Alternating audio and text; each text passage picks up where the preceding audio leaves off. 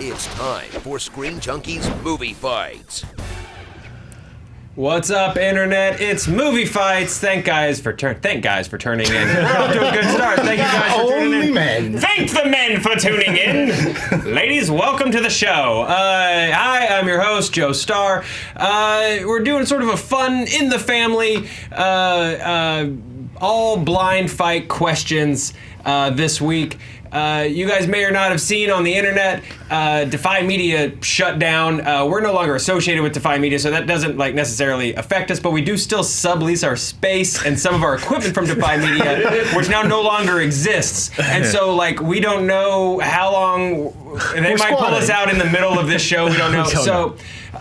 So we were gonna have a different fight today, and hopefully we'll be able to get back to that one. And this was gonna be our Thanksgiving pre-tape, but we were like, you know what? No. You hit Percival. No, Percival. Let's say doing this show today was a little easier on us because we're running around trying to figure out what our home's gonna be for the next couple of weeks, / if there's not a movie fight next week, rest assured it will come back. We're just going to be briefly homeless. And that said, much love to our friends from Clever, Smosh, Warp Zone, all really talented people that deserved a lot better than they got this week. That said, guys, let's meet our fighters this week. First up, you know him from this seat. It's RUDNICK, ladies and gentlemen. Hoot hoot! Owl Nation, what up? Where my owls at? Gahooligans. I like that you were just 90s wrestling now. You were just all catchphrases. Yep. Just 100%. Yeah. You're going to be The Rock in about 5 years, man. It's going to be good. Second, you know him from producing this show and his podcast, Hot Takes. It's Billy Business. Yeah, I said I would never do this again, but as my nutritionalist tells me, I have no self-control. Yeah, welcome back, sir. And by the way, side note to our audience, it's Billy's goal today to not get too upset. I'm trying to be chill. If you've ever seen me on TV Fights or the last time that I was on Movie Fights, I apologize for yelling at you, Dan. It's okay. You were not even on the show. I think I gave as good as I got. I screamed at Dan, so today my goal is to just chill out. So make sure to let Billy know in the comments if he's getting too angry. And last but not least, you know him from being the champion of this show. It's Dan Murrell. Hi. You know what would have been funny? I was thinking when you're like, we still sublet our studios, and then it zoomed out and we're on the back of a flatbed truck. So we're hitting the road. Take it away. With Guy Fieri. Or if the bank arrives in the middle of the show and asks us to leave. Yeah, exactly. Look, they might. So this could end like Monty Python and the Holy Grail. Dan, is the belt on the line today? Oh, God, no. No, the bank already took the belt. It had a lien on it. That said, let's move this along because they literally might come turn off the lights. Let's meet our judges. It's London Calling over here. It's Lon Harris and Daniel Radford. Hey. Lon, checking the facts for us today. Thank you, sir, I for am. holding it First down. fact check, hitting Percival against the rules. Lon, it says that you're on your Twitter. Oh, thank you. It says that your Twitter is at Merle Dan. Yeah. Find me at Admiral Dan. Hey, And I'm at lunch. Lots of hot takes. I dig it. And the voice of the people, Daniel Radford. Hello. Hi. Hello. So as y'all know, I am the voice of you. There will be polls that will be running. Some of them will be on Twitter. Those are great and we love them. Please participate. But the polls that count for this match are the polls that are on YouTube. If you have any questions about that, ask them in the chat. Check down in the description box below. Those polls will get read for the first before we start going into the speed round questions. They only count in the case of a tie, and then if it winds up being a three-way tie, I have to be a person, which is not my favorite. It is not your favorite, and also, I'm the voice of y'all. Sounds like a country cover of a Seal song. I thank you for saying it. Let's run through the rules and let's get into the show. This is a best of 7 total game. A player needs 4 points total through both the main round and the speed round to win the game. In the event of a three-way tie, or just a 3-0 ass-kicking going to the speed round, we'll do a tiebreaker, which will not count towards the final score. JTE, do the thing. Prepare to die. Ladies and gentlemen. It's main event time.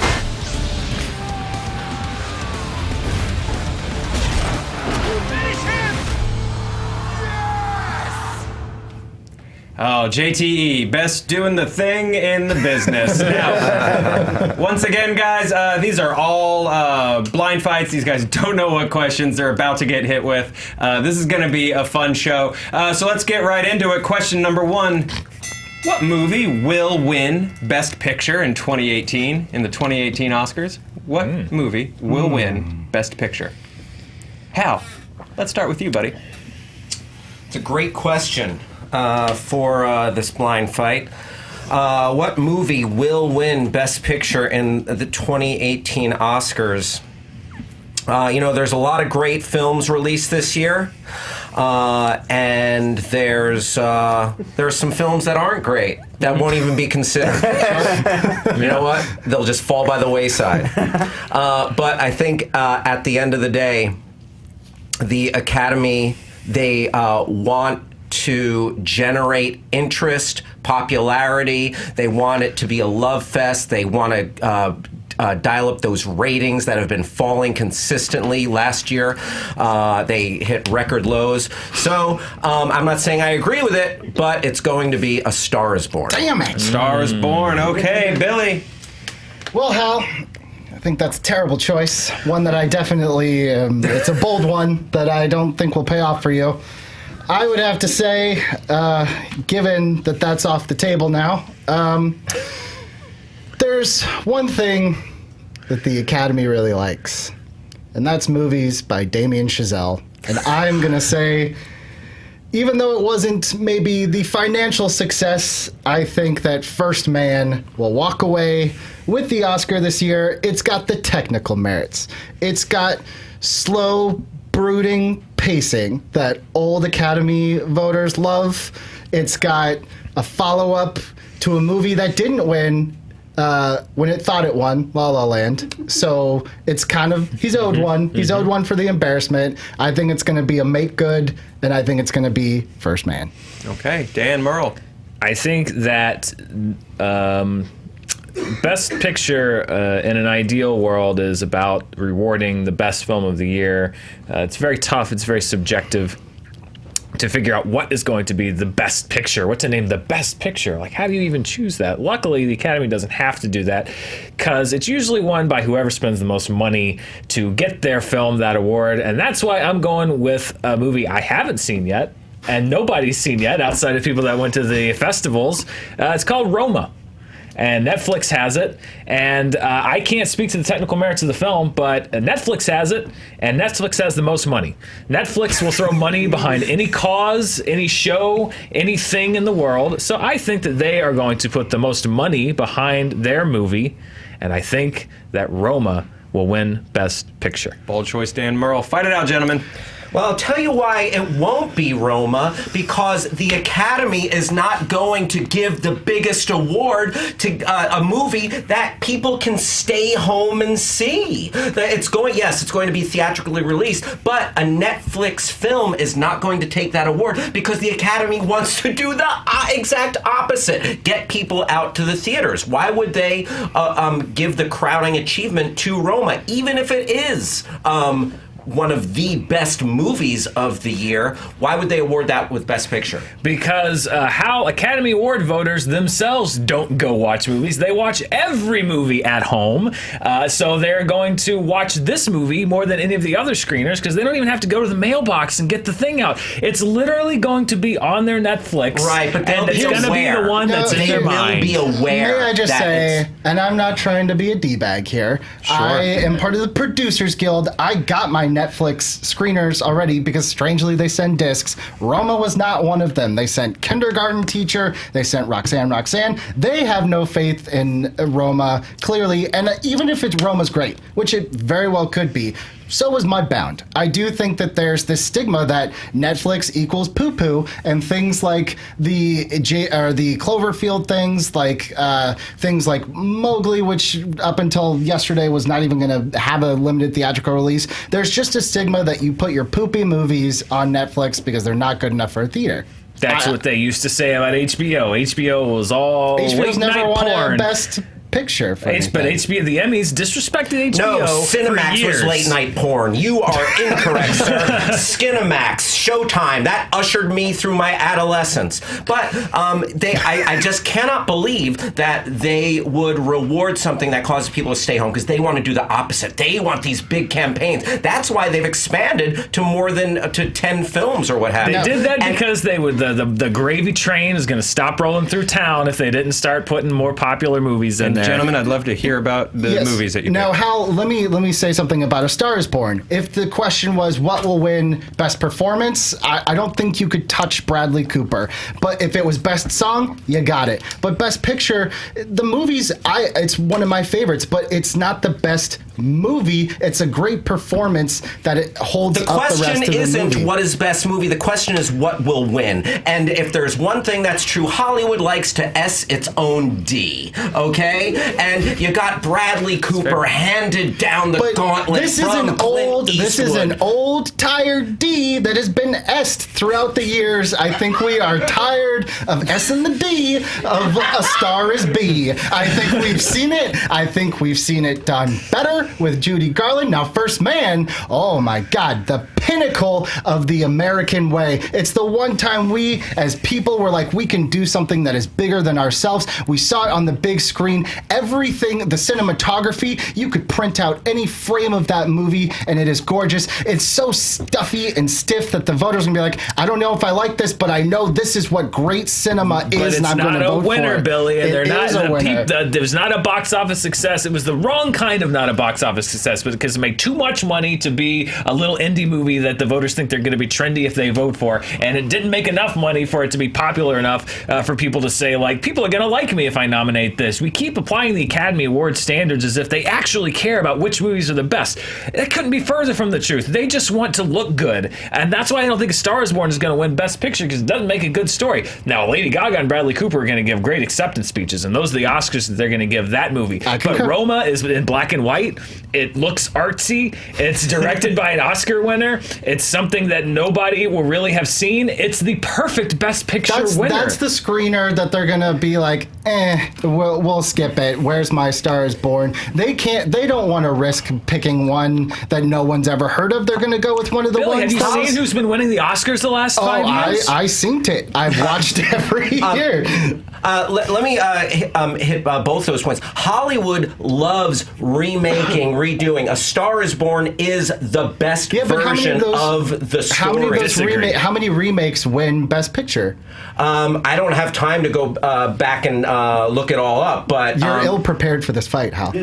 this is a blind fight, Billy. The very essence of it is to be ill prepared. But you said the performances. Bradley Cooper is getting lauded for his directing. All those components. The night is set up for this big sweep of this movie that is big box office, but it bridges the gap. Oftentimes, you have a big box office movie and a movie that is critically acclaimed, and never the twain shall meet. This movie bridges the gaps. It is the perfect story for Hollywood's biggest night. A Star Is Born is But like a here's the fairy thing. tale ending. Here's what's And also- then the power of Lady Gaga. Imagine Clint Eastwood giving the Best Picture to Bradley Cooper and the whole team. Here's the thing, Hal.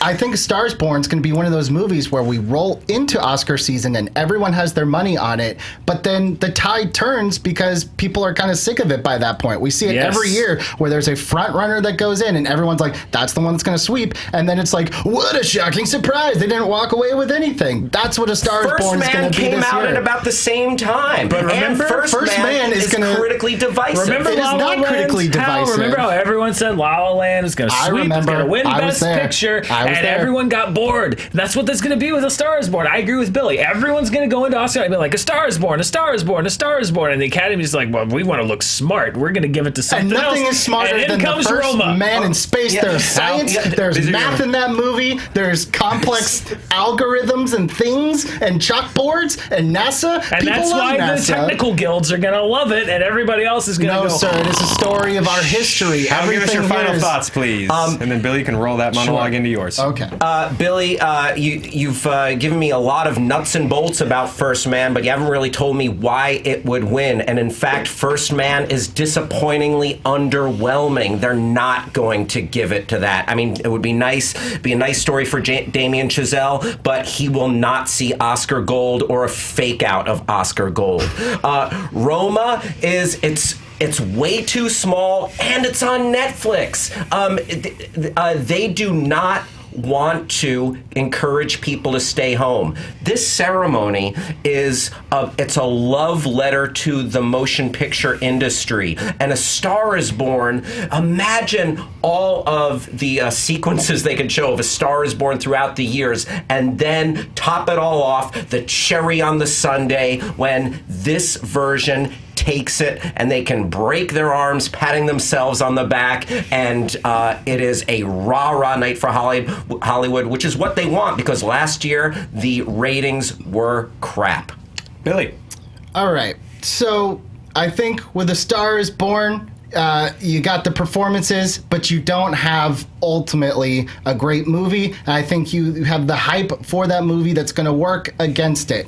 On yours, I think it's going to be completely missed. I don't even think it's going to get nominated for anything. Also, I went to a place called Tony Roma's and got food poisoning. Ooh. I think that my movie is the Goldilocks between the two. It's artsy fartsy, which they love, but not so artsy fartsy that no one's going to watch it. But it also has Damien Chazelle, which they already love. So it's got the hype behind it. It also is a great movie with great cinematography. Everything's beautiful. The music is beautiful. It's a beautiful story about a man grieving in the midst of one of the greatest achievements of human history. And I think that Damien Chazelle, he's owed one for the whole mishap. And I think they're going to say, you know what? This year's the year to do it. Let's just give him an attaboy for that one. And all those points would be good if they gave this based on merit, Billy, but they don't. First of all, the argument that my picture is too small to win Best Picture, that's not true. That might have been true 20 years ago, but that's an Oscar of a bygone era. How small is in? That's what they want to give Best Picture to. That's what they've been given Best Picture to. And the Academy wants nothing more than to look relevant. A Star is Born is a dinosaur. It's one of those old-timey, big studio movies that if they give it to, everyone's going to like, well, yeah, of course the Oscars gave it to A Star is Born. That's what they do. They're the Oscars. You know what makes them relevant? It means they have to look cool. And what makes them looking cool? Giving it to Netflix. Oh, you give it to Netflix. How edgy. How groundbreaking. Ooh, and the Academy gets off on that. Oh my God, they just want to look so groundbreaking and edgy and cool Macho Man. and in touch. Yeah. And that's why they're going to go with Roma. They're going to break the mold. They're going to buck convention. They're going to get that old dinosaur out of there. They don't care about yours. It's too dry. There's no heart in it. They couldn't get behind it. They want to go with the cool movie. They want to look cool. It's a younger Academy. They're the young, hip Academy. They're going to give it to the Netflix movie. That's how they're going to prove who they are. That's their grandparents who give it to A Star is Born. This Academy's the cool Academy. Time. All right. Oh, yeah. Well fought, gentlemen. Dig it. Tower of Power, too sweet to be sour. Lon, what are the facts and how you feeling? I'm feeling great. Two facts. One is there is a remake that has won Best Picture, one remake. This is according to the Guinness people. The Departed. Martin Scorsese's The Departed. A remake of Infernal Affairs has won Best Picture. It's happened once. Right. Also, a fact that I saw come up a few times in the chat room: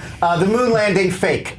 So Billy, just bear in mind, didn't really land on the moon. Buzz Aldrin punched a guy. Stanley Kubrick was up to something. The owl, symbol of the Illuminati. No, that's true, yeah. I don't know. Hoot. That's right. Lon, who's got your vote? This was tough. I thought all three fighters did a really good job. It really sort of, I'll admit, it came down to Hal and Dan for me, because I just thought Billy did a great job of arguing why First Man was a really good, sort of overlooked movie, but I thought Dan and Hal both sort of got him on kind of an underwhelming movie. Wasn't really sort of beloved or taken up by audiences, and I think audiences might forget it by the time the Oscars actually come around. It was really back and forth between Hal and Dan. I thought Dan's final closing argument was really strong and did make a case that this Academy may want to give it to something a little bit less traditional Hollywood, something from a studio like Netflix. So I'm going with Dan. Okay. First, I do want to throw out props to Billy for two things. Don't S the D if A Star is B. It's great. And I think that's going to be another film's counter advertising campaign. A boy erased. Don't just S the D if A Star is B. I also love the Goldilocks metaphor. But it did also come down to Dan and Hal with me as well. And it's interesting because for a movie that Dan has not seen, the argument against Roma didn't get too far beyond they're not going to give it to a Netflix movie. So that back and forth was interesting, and I really enjoyed that argument about this is the Academy that's going to look cool, but there was just a little more of a complete, sad, disappointing picture to me of an Academy who, hey, there's the gauntlet, here it is, it's set up, Bradley Cooper's been handed Excalibur by Clint Eastwood and blah, blah, blah, and oh, Lady Gaga, and it's a love letter to the industry. It was just a really, really good argument to me. So I've got to vote Hal, which means, Danielle, what do the people think? The fans. Well, Joe, the fans just want to take another look at you. They got Stars Born at 56%, Roma at 23%, and First Man at 20%. Okay, so that first round going to Mr. Hal Rudnick. And over on these socials, a lot of people talking about Green Book. Yeah. A lot of people thinking Solid. that one should get it. So I gotta find it because I lost it unfortunately. But someone made a great meme. That's just a picture of Joe hitting Percival and saying, "I don't give a hoot." So that lives now forever. Yeah. Also loves to pollute. Absolutely do. That's true. It's true. Also, Pretty 80s kids. does not want to know how many licks it takes to get Not at all. Do want to go party at the Bohemian Grove, though. Question number 2. Hey, guys. This question, no real inspiration here. I'm glad we made round cards for this. We've all worked for some terrible companies. What would be the Generally, guys. What would be the worst fictional movie company to work for? What would be the worst fictional movie company to work for? Billy, we're starting with you. Oh, no.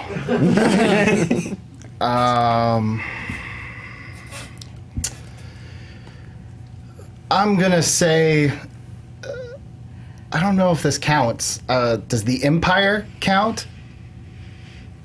Yeah, All right, I'm Star going with Wars, it. The Galactic Empire. The yeah. Empire. The Galactic Empire. okay. Sure. Okay. Government employees, Sure. just like government Sure, yeah. employees. Yeah. There are a lot of places where unsavory things happen in the workplace, and I think my competitors will give examples of that. But there are very few places, at least that we're aware of, where if you do a bad job, they're just going to choke you out and they're going to kill you. And then people are not going to be terrified and be like, we need to set up a union here, we need to do something. They're going to drag your corpse out, and then they're going to just take your place. Cutthroat competition, sometimes literally, a horrible mission statement, all around terribleness. I think the Empire would just be the pits, man. The Sarlacc pits. Dan? Indeed. So many corporations went through my head. What could I pick? What could I choose? I'm going to go with OCP, Omni Consumer Products. Yeah, exactly. From RoboCop. You have all the disadvantages of working for a corporation and a black bag military, a dark web industrial complex company. I think the instability at the top of that is very troubling if you're a rank and file employee. On top of it all, I don't really know what they do. And I don't think anyone else really does either. And so, not a fun place to work if you're asking me. No, thank you. Okay, Hal? When I want to enter a fictional movie universe and work at a company, I want an experience that is going to be different, that's going to be exciting, that's going to be visceral. None of those will occur. In fact, it'll be the exact opposite, and I could not imagine working for the company in Office Space. Going with the company in Office Space. Company from Office Space. Okay, company from Office Space, Galactic Empire, and OCP. Gentlemen, fight it out. Hal, I think the worst risk at your job is just being bored. And honestly, they really don't care if you decide to screw around because that guy did it and got promoted. So yours actually sounds awesome because I can go there, screw around, and probably have a better life for myself. Dan, I applaud innovators, and sometimes you have to break some eggs to make an omelet, but I think those guys, they come up with some great technology. They're risk takers. They're trying to make some big changes in the world of policing and security. Maybe it didn't quite work out, but you know what? Damn it, they're trying. With the Empire, by the way, you can't get away from the Empire. As we saw, Galen Erso in Rogue One, he worked for the Empire. He tried to get away. Oh, they just found him, and they killed him, and they brought him right back. You cannot put in your 2 weeks if you work for the Empire. They will come and they will find you. That is the worst condition when you can't even quit. Let me tell you one thing. It is better to have lived for one day than to have never lived at all. And if you go to work for that company in Office Space, it is death. It is ennui. It is being a rat in the maze, just on they the give wheel. you cake. They give you cake. Constant cake. Constant cake. Cake in the break room. Oh, the precious cake in the break room. You're just playing. You are in outer space. I could be a pilot. I could be a laser shooter. Yeah, when you're genociding whole planets, and that's your job. Like, You know what planet am I Maybe going to kill those- today? You know what? Who knows what those planets Are did? you advocating genocide right now? I'm not advocating genociding, but war is not pretty. Listen, but War listen is to not this. a pretty thing. Here's the thing about Initech, though. What can you do at Initech? You can fail upwards. That Yes. is all you saw happen at Initech. If you were incompetent, if you're bad at your job, literally the guy that was actively trying to get fired was promoted. That's the kind of job that I want. I want to dick around and then pretend like I've got some brilliant business strategy and get a better salary. That sounds incredible. Yeah, but if I go to work at your company, like, I get to see, like, amazing stuff like the Ed 209. How? Do you want to ask the employees at Omnicorp who saw the Ed 209 what their here's takeaway the from that thing. experience was? Because let me promise you, it was not pleasant. Here's the thing, this is what Dan. happens That's when you a day you talk about for ages. When you move upwards at Omni Consumer Products, the probability that you're going to get blown out of the window by a half cybernetic cop goes up. You do not want to advance in this company. But here's the thing, body Dan. count rises the higher you go. How memorable. Here's the thing, Dan. At a lot of these companies, and we all know, you are held down because your jerk of a boss just keeps climbing up the ladder for no reason. How great would it be if you came back from a meeting, he's like, oh, he got blown away. He's not there anymore. Yes, you just took out my boss while installing cameras in police officers, which we should be doing anyway. That killed people. How awesome is that? Ran amok. Can you imagine being a stockholder in Omni Consumer Products? Oh, my stock dropped 50% today. What happened? The CFO fell from the top of a high-rise building. How many times oh, do you my wish a stock CFO dropped. would just disappear from your company? My that stock you're at? options vested Also, today. Aren't one you thing- happy? No, one why thing that not? my Because company- RoboCop 2 killed half the city. You don't want to work for this One company. thing that my company has that both of yours don't have is a terrible effing dress code. I have to go to work in the tightest plastic white armor or a big freaking helmet that I can't see anything out of or itchy gray wool that is terrible. I can Dress sweat code. right That's why through it. everyone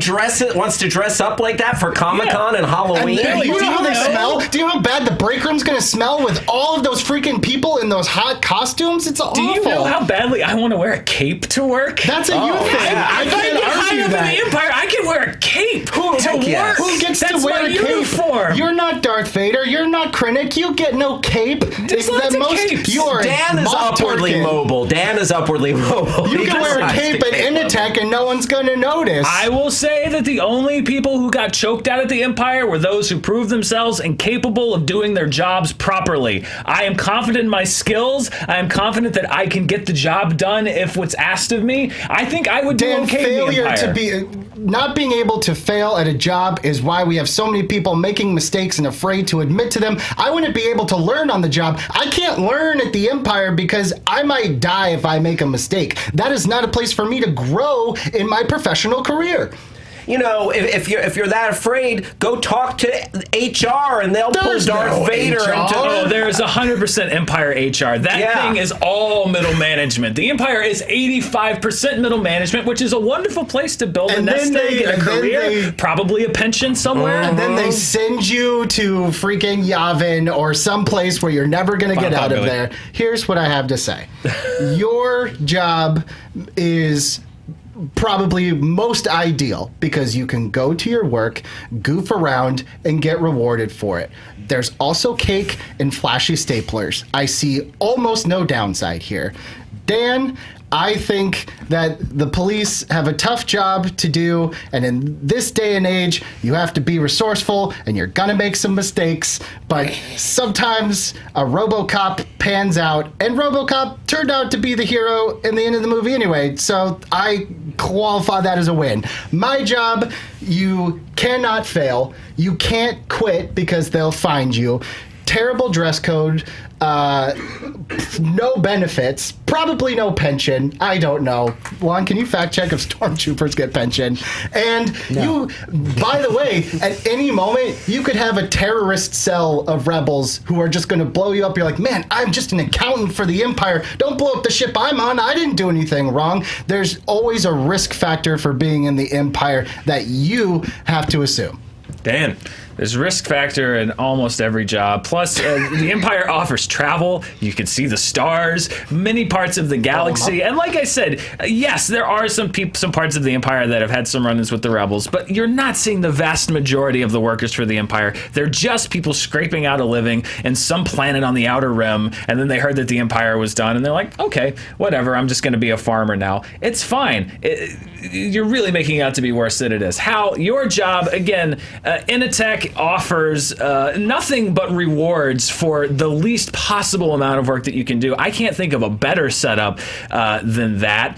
And my job is part of a quasi-military unit that was not actually trying to improve the police. As a matter of fact, they caused a police strike. Good luck working through the barrage of lawsuits from the people of Detroit who weren't served. Well, you know, great, you built a RoboCop, but there are no other cops on the streets. RoboCop can't fix every single crime, and it's completely unstable. It's untenable. Half of the upper management died in the first movie. This is not the company you want to work for. It is nothing but instability, lawsuits, and mass destruction. This is a terrible place to work. RUDNICK. Could you read me the question one more time, please? We've all worked for some terrible companies, and boy have we. What would be the worst fictional movie company to work for?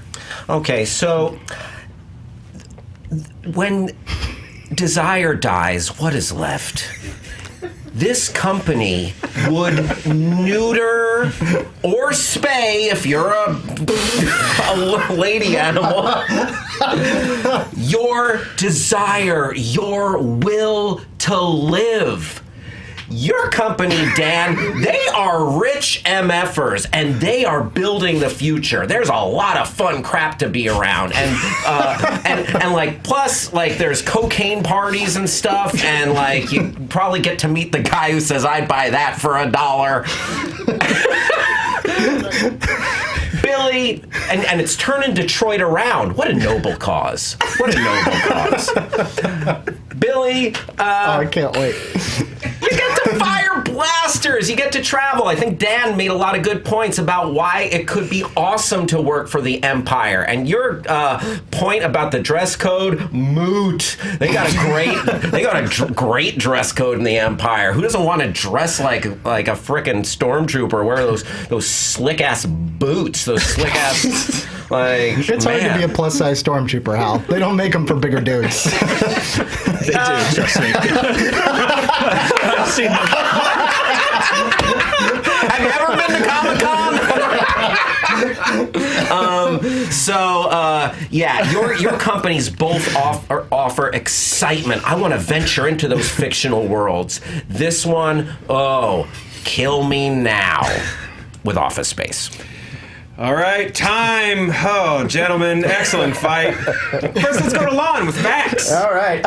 War is not pretty. That's true. I went to StarWars.com. They confirmed there is an Imperial HR. This also is indicated in Solo. He he's filling out that form, like last name. Like that implies the presence of human resources.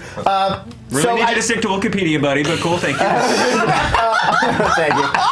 Now, as for retirement benefits, in the short story Secret Weapon, which led up to The Force Awakens, a spy actually tracks a stormtrooper down to a retirement home, indicating there are some retirement benefits, potentially a How pension. boring is that book if we're going to a Star Wars retirement home? Not everyone reads expanded universe, but there's a reason. Yeah. Just No kidding. one more fact. The I Buy That for $1 guy, he's the star of a separate TV show. He's not connected to OCP specifically in future Detroit. Thank you for clarifying. I got to make a note on that. Important that point. All right. Okay, so you guys laid out a lot of points that you said with your words. Hal, I love the passion, man, but man, they really dinged you on cake.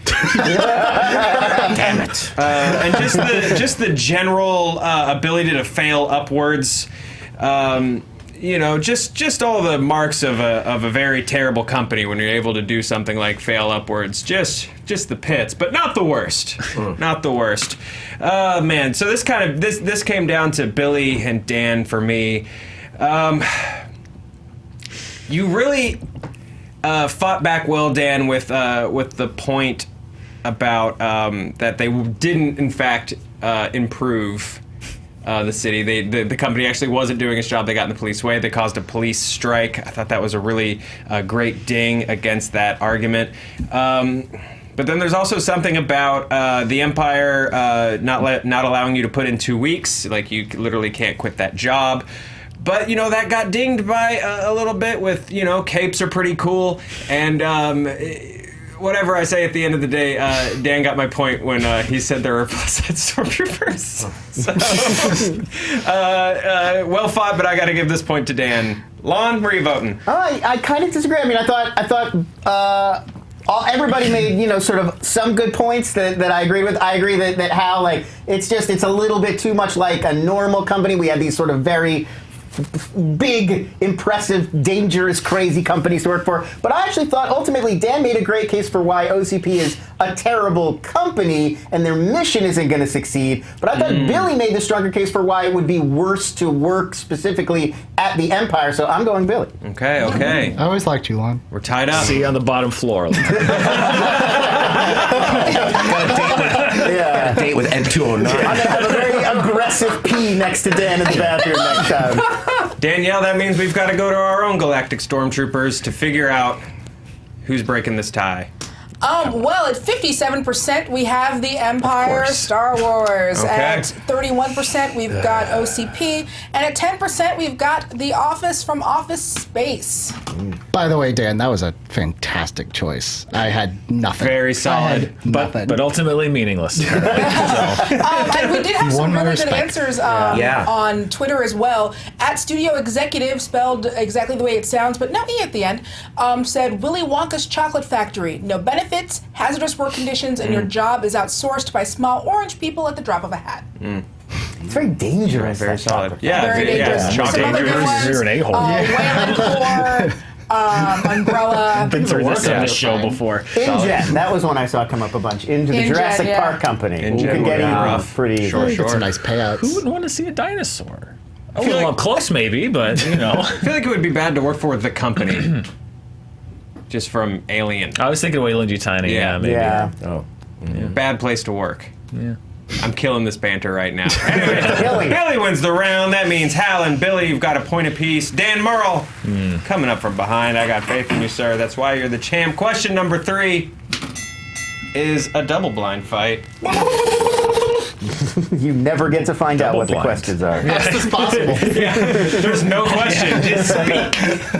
Okay. Guys, I'm going to ask you to pick an internet phrase out of this hat, out of this great Tron helmet. Pick a phrase out of the hat.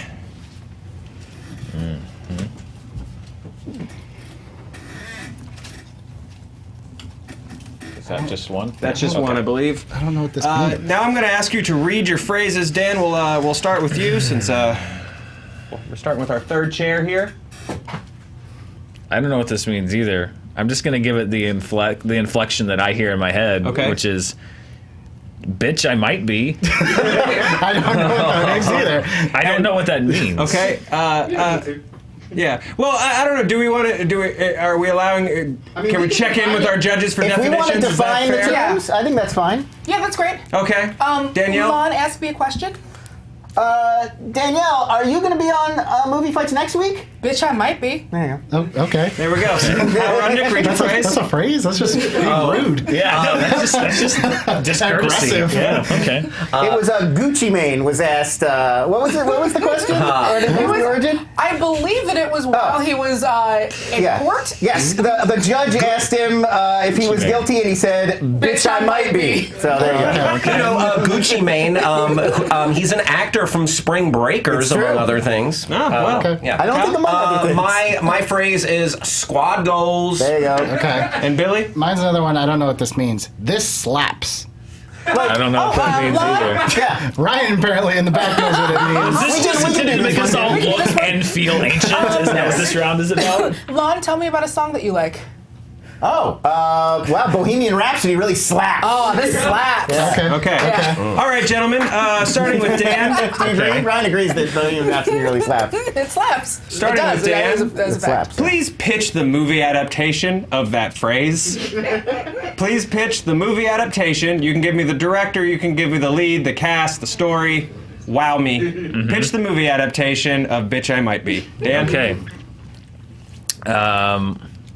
Interesting. Okay. I'm trying to think of the proper utilization phraseology involved with this phrase. It's important.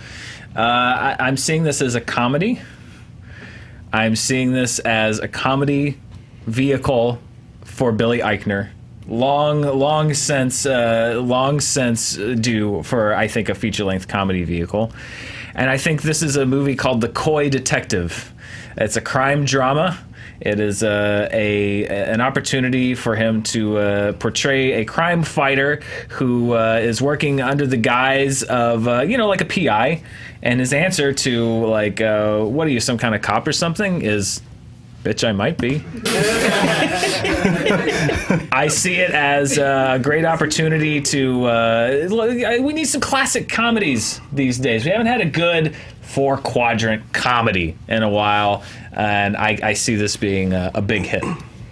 Thank you, Dan. How RUDNICK? The apocalypse has happened. We are in a wasteland. There are survivors. There are groups that are placed together not by choice, but by happenstance and circumstance after the great apocalypse, which is a natural disaster / nuclear holocaust all at once. There is one safe bastion, and these separate groups are headed to see who can achieve this safety first in this oasis. And there's only room for one group, one squad, if you will. It's Mad Max Fury Road meets It's a Mad, Mad, Mad, Mad World, the classic comedy, meets Cannonball Run. Those last two were pretty similar. Hashtag squad goals. Hashtag squad goals. Billy. This slaps. I'm going to take you.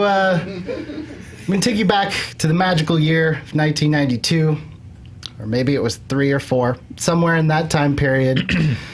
It's the final climactic game between the Blackhawks and the Ducks, and Coach Riley tells his players, if this kid scores a goal, none of you will make the hockey team next year. And we all know what happens. Those mighty Ducks, they took home that winning trophy. I think that's what hockey does. Mm-hmm. But where does Coach Riley go next year? He's already fired all of his Pee Wee players. Enter the prequel, reboot, spinoff, This Slaps.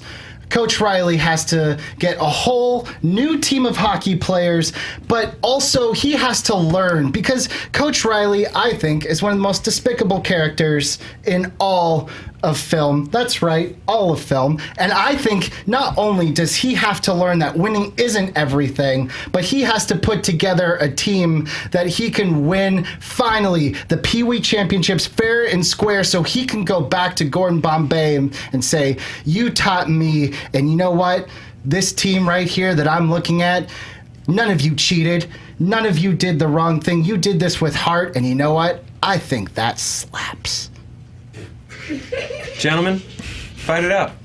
So let me tell you a little bit more about that slaps, because right now nostalgia is king, and anything that came out in the 90s, we don't care what it is. If there's any sort of sequel, we will go see it. Guess what? And be disappointed. Doesn't by matter. it. Mighty Ducks fever is still in the air. I see people in the street saying quack, quack, quack all the time. You can't fact check that. Try. So there's so many things. People are saying hoot, hoot, hoot in the streets. Disney is mining old properties. This is the perfect way to get those cameos back from Emilio Estevez, because everyone wants the Mighty Ducks 4. This is a way to do the Mighty Ducks franchise, bring it back, but also close out the circle of Coach Riley, give a despicable character a new life, because what do we love to do in this new age? We take our biggest villains and we humanize them. That's what Disney does best. They want to humanize Coach Riley. This slaps. It's like a whole new Bad News Bears, because we remake that movie every 10 years, whether you like it or not, and that's what this is going to be. Billy, the world has moved on. The world is. I haven't You know what moved Disney on. thinks is nostalgic? The Incredibles. That's about as far back as they go as far as the nostalgia train goes. This is going to be a depressing rug being pulled out from under something that's sort of beloved. This is camaraderie and team and sports that never gets old. How many years do we see these sports comedies come out where it's the same tropes, but we love it because it's familiar to us? Put it with a familiar IP, baby. Let's just start printing money right now. What are we doing Cobra Kai here? barely worked on YouTube Red. There's This no isn't way going- that this less has Disney impressive money. Cobra Kai This has is Disney going to work. movie. No, This has Disney money. Disney. Bob Iger is going to cross this off of his spreadsheet yesterday. This is not a cash grab. If you're going to do the Mighty Ducks, you're going to remake the Mighty Ducks. You're not going to take a tertiary character that nobody remembers from the first. You're going to get Emilio Estevez, then you're going to recast him, then you're going to recast the Mighty Ducks from whatever's in the Disney Channel mill right now, and that's going to be your Mighty Ducks reboot. It's not going to be, let's take the coach from the losing team from the first movie. But that's what Mighty Ducks is all about. That's what this franchise is all about. It's about taking the losers and making them whole. You can't do that with the Mighty Ducks because they're already winners. So how do you still play in the Mighty Ducks franchise? That's how you do it. They're going full reboot. Alfred, your movie is a movie that I feel like I've seen a million times. 100,000 movies popped in my head when you said yours. I'm tired of the apocalypse. The apocalypse is played out. Anything with squad in the title is poo-poo already. I'm gonna have to say. Listen, that's no. the answer. That's the answer. Let's hear a little more about squad goals. Yeah, And Dan didn't name his bitch. He put that as his tagline. You were the one that decided to make that your title. You didn't have to. I thought it was blank the movie, and I'll stick with this. I'll choose this. Squad goals. It's about time we had squad goals the movie. And imagine this squad: Daniel Kaluuya, Tilda Swinton, Aquafina, and Dolph Lundgren. Okay?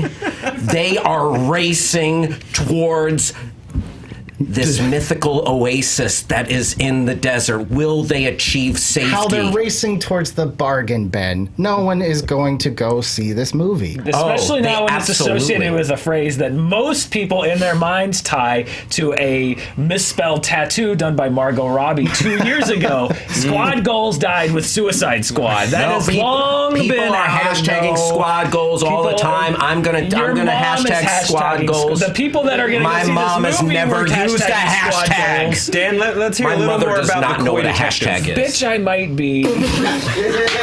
First of all, I'm actually glad that Billy brought up the title, because when he said that I didn't name my movie that, now in my head, I see myself driving down Beverly Boulevard with a picture of Billy Eichner and Bitch I Might Be right next to him, and it sells itself. So can I ask you a question? Are you thinking about changing the title of your movie? I think it might be changed to Bitch I Might Be, because it works. Dan, it works with the your movie You doesn't want to work. talk about Your movie something that's doesn't played work. Your out. movie doesn't It's- work with the talent that you assembled. Oh, it at all. absolutely Squad does. goals, that sounds like it's going to be a parody of Twitter. Twitter, is what it sounds like. Bitch, I Might Be works perfectly with my cast. you it want works to talk perfectly with the tone of my movie. No, you want to talk about something that's played out. It's a funny cop movie, a cop gone rogue, a silly cop. Oh, I shouldn't be a cop, but I am. How many of those have we seen? Cop Out. Others. First of all, so many. The reason Cop Out didn't work is because it was anchored by the least funny person in the world, Bruce Willis. If I could think of someone I wanted to kill a movie quicker, I would cast Bruce Willis. Tell us in your final thoughts. Cop movies have been personality driven for decades now. Beverly Hills Cop wasn't some remarkable breakthrough in the cop genre. It worked because of Eddie Murphy. Lethal Weapon worked because of Danny Glover and Mel Gibson. The cop genre, particularly when you're talking about one that's a comedy, is driven by the strength of your casting. I think with this catchphrase, with the premise of the movie, and with the casting, you have a package that's going to be funny. It's going to actually be a good movie. The brand works with what I'm adding to it, and it might actually be something fun and like it's like a big studio comedy. There's so few good ones. I think if you get Billy Eichner on board, you get Bitch I Might Be on billboards across the country, you've got a recipe for success. I think yours, first of all, that's an insane cast. Secondly, your genre doesn't even fit what it's called. Thirdly, the tagline is 3 years too late. And then this slaps again. If Disney's going to do something with the Mighty Ducks, they're not going to remake it using the coach from the other team that nobody remembers. They're just going to remake the Mighty Ducks because there's way more money. This slaps has transient value as far as like marketing. The Mighty Ducks is what they're going to lean into, and it's just going to be called the Mighty Ducks or Mighty Ducks. They'll leave a the out or put a the on the end or whatever they do when they reboot everything these days. Al, final thoughts on Squad Goals. When you were selling your genre, you mentioned 2 movies from the beginning of the funny buddy cop genre from over 30 years ago. Since then, it has become stale and it's become tired, and we don't need to see another guy, oops, I'm doing this job, but I shouldn't be. I'm a spy, but I shouldn't be. I'm a cop, but I shouldn't be. It's a super tired genre. I never said that's what my movie was about, by the way. You're projecting onto my movie. You said he was a cop. I said he was a cop, but I didn't say that's what my movie was going to be. Okay. Please, no more editorializing during final thoughts. It's the integrity of the game, guys. Yes. It's really played out and it's kind of DOA. And I agree, Billy, you picked the wrong character to follow, and that sounds like maybe a Disney Channel special movie to be played late at night after High School Musical 3 or something like that. Like, it doesn't sound like something that could carry a film. That is also, it's too tired, and it would like cut the knees out from a beloved property. This combines so much fun and action. You get these different groups racing towards this prize, which is their ultimate survival. You get practical, awesome Mad Max style chases and some cannonball run, mad world, seeing these different groups going after this prize. How much fun would that be? And you got the action and acting with Daniel Kaluuya, Tilda Swinton, Dolph Lundgren, and then the humor with Awkwafina thrown in there. Oh man, what a journey, what a ride. Squad Goals. And Billy, let's hear your final thoughts on this slaps. Daniel, if I drive down and here's the problem with Bitch I Might Be. You have two different scenarios. One, someone of my age or maybe a little bit younger sees Bitch I Might Be and rolls their eyes. Ugh, here's them trying to be cool and relevant. That looks like a terrible movie. Or vice versa, a parent's like, Bitch I Might Be, bitch I'm not taking my kid to that movie because it has bitch in the title. You just sucked the 4 quadrant out of your movie by changing it to Bitch I Might Be. Also, I don't really even know what your movie is because it's just Billy Eichner being sassy. That's your movie. I have no idea what it's about. Hal, you basically, I'm kind of in the same boat here. You just said it's essentially Rat Race, which is a terrible movie, but in the apocalypse. You didn't really give me anything about your movie, and you also said that this slaps sounds like a Disney Channel original movie, which I know you meant as a dig, but I wear that as a badge of effing honor, because you know what? You mentioned High School Musical. Where do you think that started, homeboy? That started in High School Musical 1 and 2 on the Disney Channel. That's how you introduced this property back. back. Disney Channel original movies are nothing to scoff at. You can't do Mighty Ducks without Gordon Bombay, and you don't know if you're going to, but he might show up for a cameo like he did in Mighty Ducks 3. So how do you get around it? You reintroduce the team that couldn't beat the Mighty Ducks so that he can have that full circle thing. And then on top of that, you have the 90s nostalgia, so parents now want to take their kids because they're like, oh, Mighty Ducks, I love that. I'll go spend money on anything from the 90s. And kids are just going to love it for what it is because they don't know any better. Your guys's were pie-in-the-sky pitches. Mine's something that could potentially actually happen and is a movie, whether you like it or not. Time. Whew, gentlemen. 3 excellent films. All that I hope to see. Fact check. Lon. Fact checks. Only one I've got is Lane Smith, the great character actor who plays Coach Jack Riley, passed away in 2005. So we will have to. All I'll say is if we can get Tarkin in Rogue One, we can get Lane Smith. It's possible.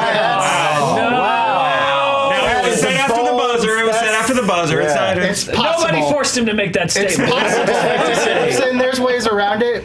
We can also recast. I feel like recasting maybe in that scenario, as opposed to digitally. All right, Lon, where's your vote leaning?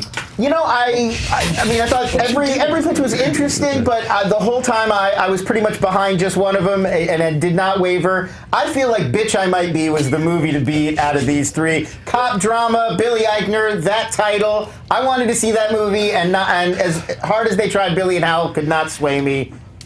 Dan gets my vote. Okay, 1 vote for Bitch I Might Be. Man, first of all, I feel like I'm seeing double because you picked a weird choice that I feel like I would make, and then you just made a pen disintegrate in your hands. And so, both of you channeling me a little bit. Billy, that was such a terrible idea, but Yes, you it was. just... Yes, it was. But damn it, you just wouldn't let it die. That's the show. I mean, no, but okay. So how I didn't hear enough about Squaggles necessarily. I got sort of an interesting cast, and I got sort of movies that it feels like. So this was between This Slaps and Bitch I Might Be for me. And look, I'm not one who's ever going to want to vote against Billy Eichner, but right there at the end with the comeback on the Disney Channel rebuttal, and that's where High School Musical came from. Man, and also the fact that changing the title back to Bitch I Might Be kills your 4-quadrant and your 4-quadrant pitch as passionate and as clear as that elevator pitch was. I've got to vote for this stupid movie that they put together about Coach Riley. I'll take that backhanded compliment. Thanks, Jeff. Wasn't even backhanded. No, it was just backhanded. I'll wear it like a badge of Disney Channel original movie honor. So that takes us to the people. Bitch I Might Be. Where are they swaying? Bitch in the title. At 78%, it's Bitch I Might Be. Not even Objectively my worst round of the day. 12% for Hal with Squad Goals, 8% for Billy This Slaps. Can I just say there is nothing that the people love more than listening to Dan say Bitch I Might Be over and over again. It's the best thing. A couple of great comments.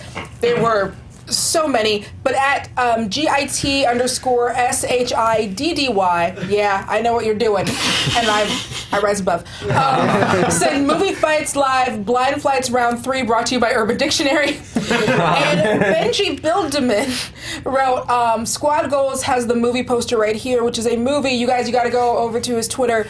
It is the buddy cop comedy of Hoot Hoot and Chomp Chomp. Good. Yeah. So go check that out. I did. That was not. That was meant to be a commentary on Al Nation, not its own thing. You yes-anded it, Dan. Oh god. All you can do is elevate it. You cannot destroy it at this point. All you can do is add to lore. It got integrated into the Owl Nation expanded universe. I do want to see movie posters for all 3 of these films. But that said, gentlemen, we have a 3-way tie.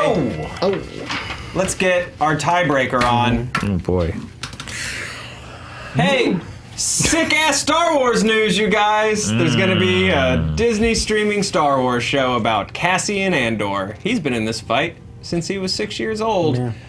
What Disney movie should become a series on the Disney streaming service? Did I not just pitch that? No. Isn't that weird? Again, guys, the way this works is you'll each give your answer. You'll have 20 seconds to argue, and then a 10-second rebuttal. Yeah? Yeah, I never watched the show. And then a 10-second rebuttal. 20-second opening, 10-second rebuttal. The best answer will move forward. Hal, we're going to start with you, sir. What Disney? Oh, it's not yell it out. Yeah. Yeah. This is. Oh, do we all answer first? Yeah. Sorry, again, I don't watch our product. Hal, what's your answer? Oh, that is not how it works. I'm going. You're throwing it out there, Joe, and then I'm whoever going- answers first will answer the question. I'm going Incredibles. Okay, Billy's going Incredibles. Toy Story. Toy Story. The last time I was in a tie, we just had to name things. The Love Bug. Ooh, Love Bug.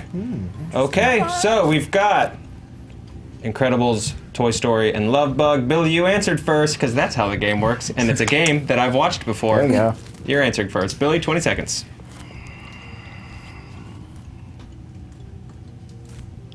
One of the most successful things that Disney does is make shows of their biggest hit cartoons. Big Hero 6 is a big hit for them. They do it all the time with their stuff. Incredibles lends itself to that because there's a whole world of villains that we don't get to see in a 2-hour, 90-minute movie of Incredibles. Each week can be in a different adventure. We can focus more on individuals or bring them all together for big episodes. The potential is there.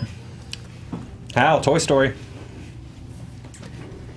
This will be an anthology series where we follow different toys and different kids' bedrooms and different kids' toy boxes, and we will get visits from some of the old original toys. It's got the best of both worlds. Then at the end, these different toys that we represent can come together for a cause to fight an evil toy that's trying to infiltrate.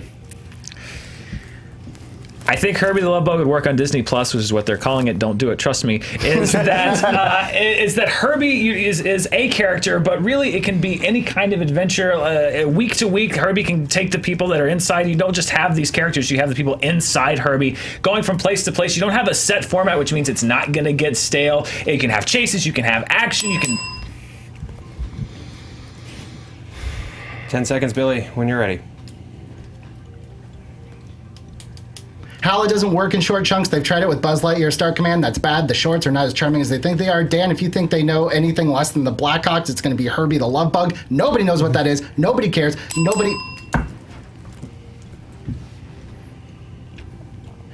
New journeys, new toys. The Incredibles, we already have the Thundermans. That's basically that show already on TV. Herbie the Love Bug, not a popular property. The remake was DOA. And... The thing people love about Toy Story is those characters and that talent. They're gone. You're not everything to everyone. You're everything to nobody because you're not featuring either new ones all the way or old ones all the way. And Incredibles is best at scale, and they don't have the budget to keep that kind of scale. Incredibles is amazing because it looks great. Whew. All right, gentlemen. First of all, well thought, and I agree. Disney Plus would be a choice that a terrible company would make. Idea to name your streaming service. Do we have any? Well, you were timing, Lon. There were no facts. I don't have there. any facts to check. But what's your vote, man? So we're picking who should be eliminated. Yes. Just to, Yes. so you recall. I've never watched. Thanks, Joe. Yeah. Wow. Tough. I definitely, for me, this came down to Hal versus Dan because I thought Billy did a great job, and The Incredibles just strikes me as huge universe, so much to explore. Ultimately, I feel like Hal made kind of, I think, an error with the anthology. I think that the thing people want to see out of a show turning out from a movie is the characters, the scenarios, the settings that they love. So in this case, I think Hal is the one that would not progress to the speed round for me. Okay. Yeah, so the interesting thing to me was all three of you sort of pitched a slightly different take on they're going to explore the larger world of this franchise, and the only one of you who was really able to ding that really well sort of at the end was Dan, so Dan is going to stay. So then it sort of became, to me, in a fight between it's an anthology about different toys versus it's an anthology about different superheroes. Hal, I'm sorry, sir, but you're stepping out of this. All stepping right. out of this tie. Well fought, sir. Hal Rudnick, leader of the Owl Nation. And that means we're entering our speed round. Stay awake, Hal Rudnick, because I'm going to come to you for thoughts, opinions, commentary, just owl sounds. Oh, sure. Going to come to you for all of them. So, again, a player needs a total of 4 points between the main rounds and the speed round to win the game. You guys are currently tied at 1-1. Same rules applies before. The player who answers first gets 20 seconds to answer. The second person also gets 20 seconds, and then you get a 10-second rebuttal. You guys have seen this game before. I have too. I'm starting to remember. Okay, so, speed round. Question number 1. Oh, and of course, Danielle, just the voice of her own person now. Just the voice of her own person. And someday you're going to start to believe in that person, Danielle. I know I do. Speed round question number 1. Empowering the show. What movie character would make the best Doctor Who companion? What movie character would be the best Doctor Who companion? I've still got it on the brain. I can't imagine why. Tony Stark. Ooh, I like that one.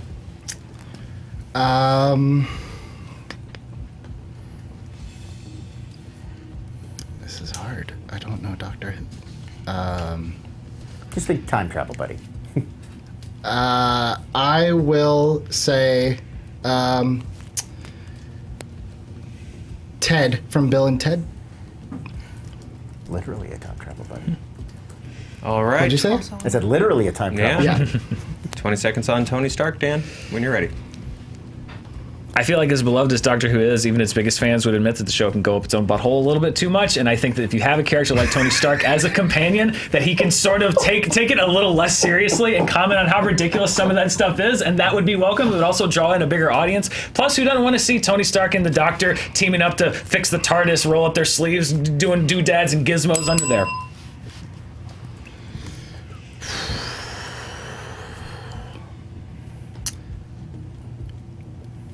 Now, of the 3 episodes I've seen of Doctor Who, I'm pretty sure that this is mostly about just going to places in time and learning something and maybe stopping something. That's what the Doctor does. But the companion, all you have to do is just be someone who's jolly and fun and can have an adventure. Ted's already done that. He knows what he's in for. He's going to be a great companion because time travel doesn't faze him. In fact, he's really into it. Tony Stark's going to be a D-bag. Tony Stark's going to add some much-needed commentary. We've seen Doctor Who with a naive companion, and we've seen Ted travel through time, so you're pitching 2 things that we've already seen before. I want something fresh, something original, something that's going to breathe new life into the show, but in a fun way.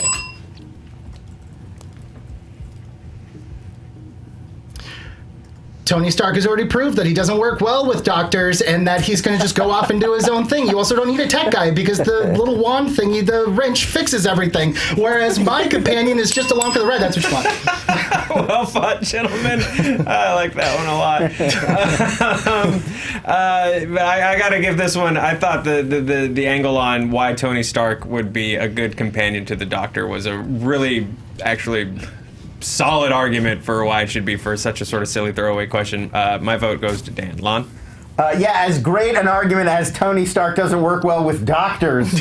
Really impressive to pull that out. Well done. I still, overall, I think I got to go with that. I did actually find the discussion of what that would be like very compelling. I would watch that. Grasping at straws there. So we're giving that one to required Dan. of a companion in this show. What character would you have picked to go time traveling with a delightful Brit?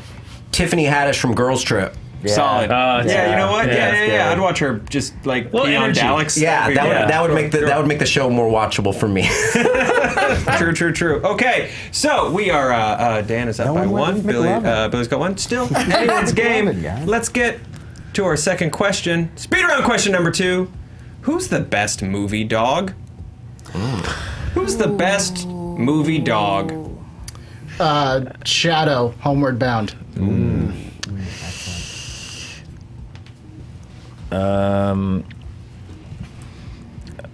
Tramp from Lady and the Tramp. When you're ready, Billy.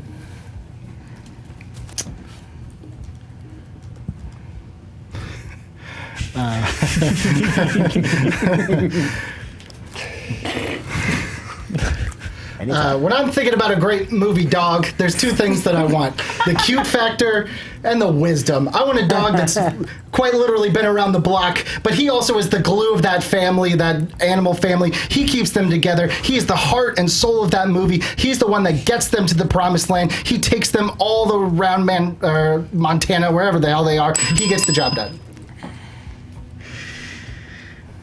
Shadow's great, but he's following his instincts, which is what animals do. What I like about the Tramp is he's street smart, and he's able to navigate Lady through this world. It could have been like Oliver Twist thing where she's trying to like take advantage of her, but no, he's like actually trying to show her how to survive. Plus, he finds a family and he gives her a family. He's the other half. Lady's a little bit too prissy. He's a little bit too. I love this fight. So dumb. Tramp isn't even the coolest Disney dog. Bolt and Dodger are cooler than Tramp. Also, Shadow is also a Disney dog. Fuck, but he's really wise and he gets them where they need to go. He's the coolest Disney dog. He's also adorable, better than You said he wasn't the coolest Disney dog. Tramp is. Get Billy Joel out of here, Dodger. Tramp is the Disney dog, except for Pluto, because Pluto sucks. Those were the worst comebacks we could have possibly done. We both named cooler Disney dogs. Billy, you just Rothed. You cost us that one. Danielle, we're starting with you. Who you got? I love this question. This is a great question. Could have done a whole show around it. We could have done an entire show based on this. Both great arguments. It really lost it when you guys started naming different Disney dogs. But I do appreciate Dan's argument about how Tramp knows about these streets, and also get Billy Joel out of here is the best thing I've heard today. Besides, bitch, I might be. So I'm going with Dan. Okay, all right. What's the name of that? Oh, I should have named the one in Goofy movie. Who's the rock star? Oh, Powerline. How could I not? He's so To cool. stand out. Really Do good we pick. have the rights to stand out? Can I sing that? Speaking of standing out, There are a lot of cool Lon, Disney dogs. what thoughts stood out to you? Tough. Both great arguments. I have to say, I found Billy's argument for Shadow being sort of the natural leader who got that made them cross all that territory. He was the one that made that adventure happen. I think I'm going with Shadow. Okay, we're tied up here. What a fight, gentlemen. What a fight. I appreciated the sort of like he's the heart and soul, but then the specifics of specifically Tramp help this other dog survive and help get a family, the sort of Her name is specific lady. Yeah. Oh, that's why I get it now. The specificity is what won me over. So I gotta go Dan on this one. Which puts us up. This is game point. We could have said Goofy. Goofy. I You could have said Goofy. Yeah. You didn't have to just name Disney dogs. I know, You could have been Yeah. Baxter from Anchorman. Dog from John Wick. John Wick's dog. No, that is. I mean, Because you wouldn't have that awesome movie without that dog. Could be I John was Wick gonna say 2. Beethoven was like Dog. Beethoven's. I wouldn't want to own Yeah, Beethoven. No, Beethoven sucks. The maintenance on that dog? Hooch. Hooch would have been a real good dog. Odie. Oh well. Hey, Cujo? Okay, Hey, sorry. Hal, let me ask you, who's a good boy? Like Odie. Who would be a good dog for you? Oh, good dog? Yeah, who's your best movie dog? Oh, well, the John Wick dog, I was Okay, thinking. who's your or pick? or maybe Cujo, because that dog just, wrecks shop. That dog will murder you. Yeah, that dog will absolutely kill you. Hey, guys, game point. Billy, Yep. I believe in you, sir. You can pull this around It's one of us. on number 3. All right. What would be the least appropriate movie to get a Lego remake? Oh, no. What would be the least appropriate It's like movie shredding a needle. to get a Lego Wow. remake? We're keeping this one Showgirls. in-house for And safety. keep this episode monetized. Showgirls. Okay, Showgirls? Ooh. Requiem for a Dream. Yeah. Very All right. inappropriate. Okay. Oh, God, we've got to fight. So inappropriate. We've got to fight. Billy, when you're ready. Can you please reread the question exactly as written? I can. What would make the least appropriate movie to get a Lego remake? Showgirls is the least appropriate anything to make, so to try to redo it in any form or fashion is ill-advised. It's also never going to get funnier than it exists in its current form. There's nothing that Lego can come in and make it better. Also, you can't have, rape and stripping and weird things in a movie like that. It just doesn't work for a Lego movie. there's one logical avenue where Showgirls can go from here, and that is a Lego remake. I can see it right now. Lego Showgirls, get your blocks off. That is how they're going to sell this movie. It makes perfect sense. It's camp, and that's what Lego does. They take things that are serious and they make it camp. There's no way to make Requiem for a Dream camp. I do not want to see Lego Ellen Burstyn around a Lego subway train saying, like, I'm going to be on television.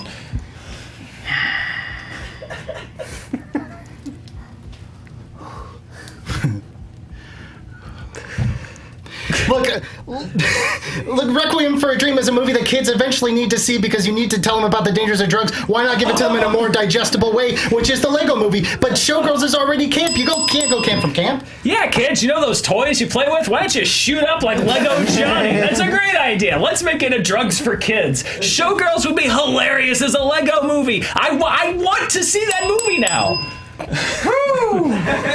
Hoot, hoot. Well done, gentlemen. Well Block fought. to block. Block to block. How would that be your favorite scene from Lego Requiem for a Dream? I'm going to make it with my Legos when I go home. I know you are, buddy. I know you are. Danielle, who you got? This, first of all, Showgirls is one of my favorite movies, without a doubt. So this was doubly hard for me because I want to see Showgirls as a Lego movie. I do. Billy had a great point about you can't take camp and put camp on top of camp.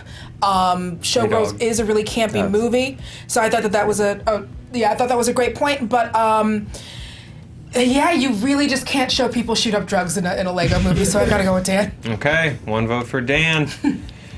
Oh boy. Lon, Yeah. who are you gonna vote for?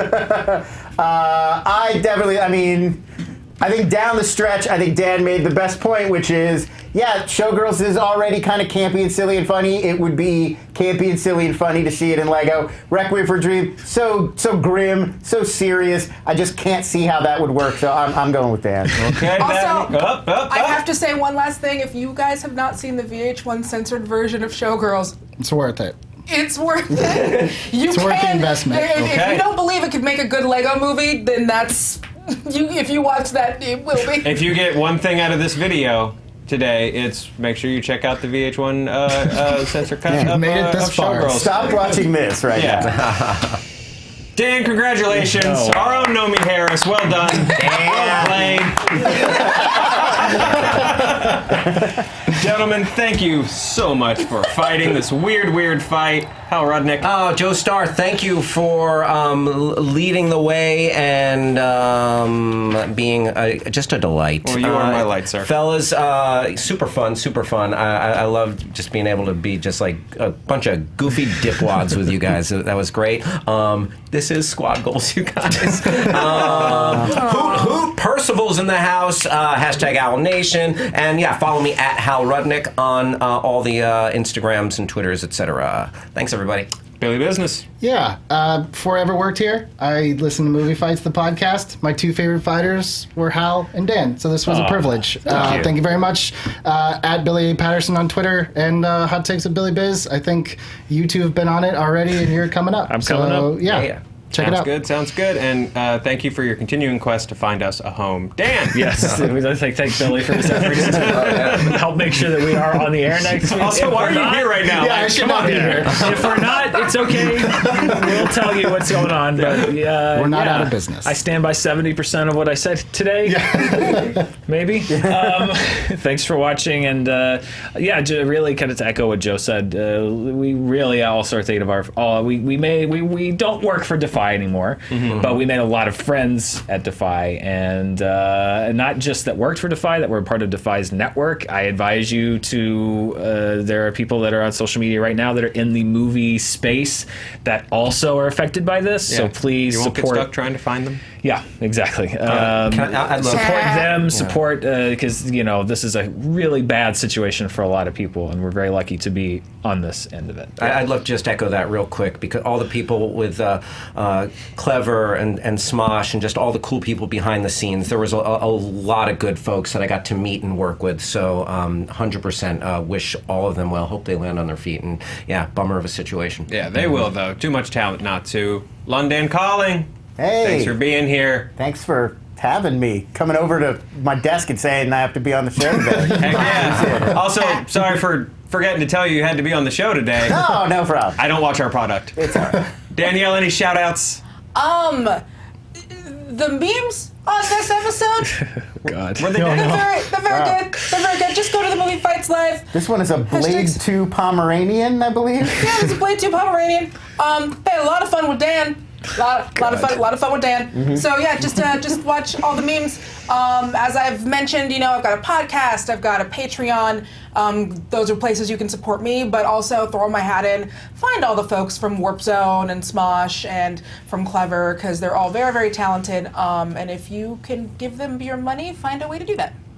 Sounds good. Thank you guys very much for being here. I'm Joe Starr. Thank you guys. Thanks for letting me borrow the seat. This was fun. And yeah, to echo all the sentiments, go check those guys out. We wish them all the very best. Again, I know we've sort of been wishy-washy and a little jokey on what's going up for us. We are fine, except for the temporary nuisance of maybe not having a home in a minute. One way or another, I'm pretty sure we'll have a show next Yeah. week. It might not be from this stage, but we've already got some spaces. Yeah, but if kinda not, lined up. everything's cool and you guys know what's going on. And we'll let you know. Just follow Screen Junkies on Twitter. We're pretty active on there too. What are the chances we'll be doing it from the back of a van? It's definitely on my short list. We'll see you guys in the van. Later.